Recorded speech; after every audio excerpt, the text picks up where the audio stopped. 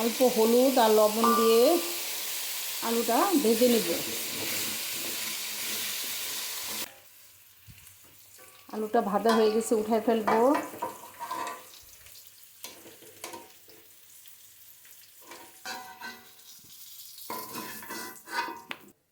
মাংসটা দিয়ে দিব। এটা মুরগির মাংস, হলুদ লবণ দিয়ে ম্যারিনেট করে নিয়েছি, এটা ভেজে নিব।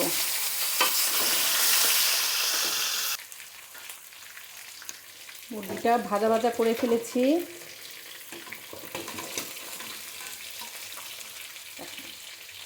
এগুলা গ্রামে কিভাবে ফার্ম মুরগি রান্না করে সেটাই আপনাদের আজকে দেখাবো।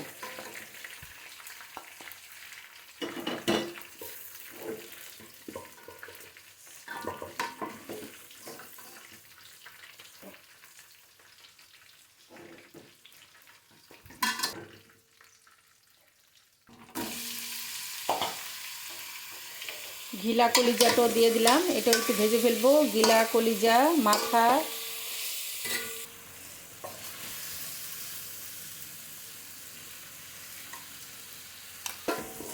হলুদ লবণ দিয়ে একটু ভেজে নিয়েছি।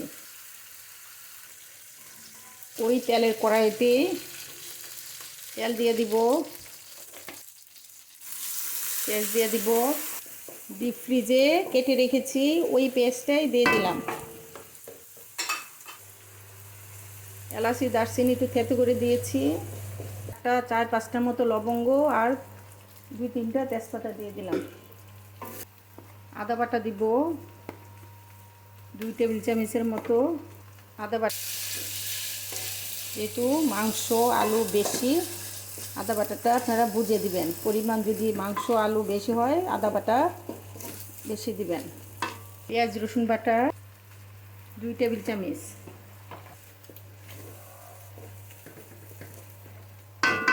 হলুদ 1 টেবিল চামচ, মরিচ 1.5 টেবিল চামচ, 2 টেবিল চামচ জিরা, এলাচি দারচিনি, ধনিয়া। জিরা আর হলো ধনিয়া, এলাচি দারচিনি একসাথে ব্লেন্ডার করে নিয়েছি, দিয়ে দিলাম। অল্প পানি দিব।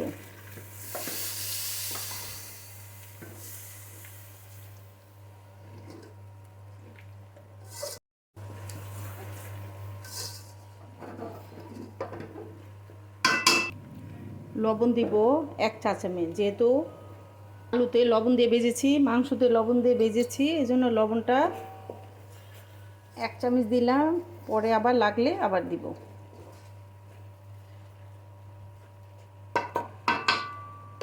মশলাটা একটু ভালো করে কষাবো। চুলা কমিয়ে একটু ঢেকে দিব।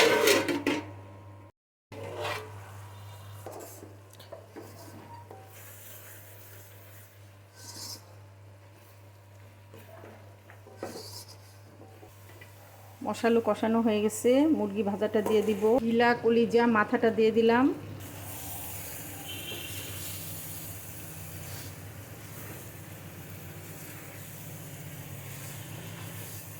ভেজে নিয়েছি, বেশি কষাবো না। আলুটাও দিয়ে দিলাম।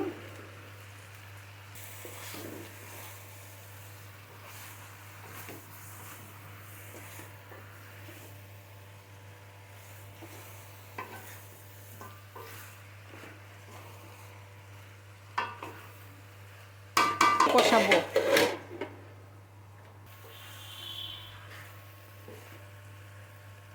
কষানো হয়ে গেছে, গরম পানি করে নিয়েছি, এটা দিয়ে দিব।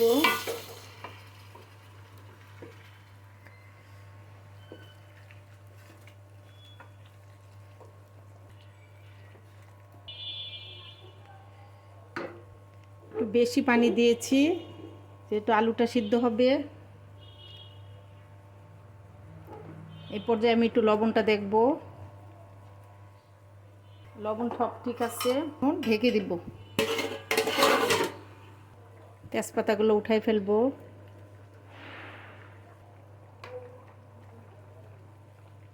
আলু সিদ্ধ হয়ে গেছে, দেখেন আলু মাংস সব সিদ্ধ হয়ে গেছে।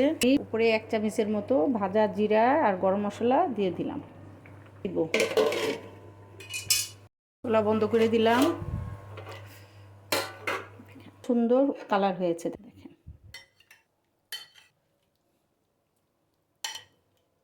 পরোটা পোলাওর সঙ্গে খেতে পারেন। লুবনি একটা মুরগি দিয়ে আলু দিয়ে ঝোল, দেখেন মুরগিটা আগে ভেজে নিয়েছি, আলুটা ভেজে নিয়েছি। এভাবে আপনারা পরোটার সঙ্গে, রুটির সঙ্গে, যা খিচুড়ির সঙ্গে, ভাতের সঙ্গে, পোলাওর সঙ্গে খেতে পারেন। সকালে নাস্তাটা এইটা রান্না করলে আর কিছু লাগে না, এত মজার একটা রান্না। মুরগিটা ভেজে নেবেন। আমার রান্নাগুলো যদি আপনাদের ভালো লাগে, লাইক, কমেন্ট, শেয়ার ও সাবস্ক্রাইব করবেন। লুবনি হয়েছে রান্নাটা। আমার রান্না করে যদি আপনাদের ভালো লাগে, লাইক, কমেন্ট, শেয়ার ও সাবস্ক্রাইব করবেন। রেখে দিলাম। আল্লাহ হাফেজ।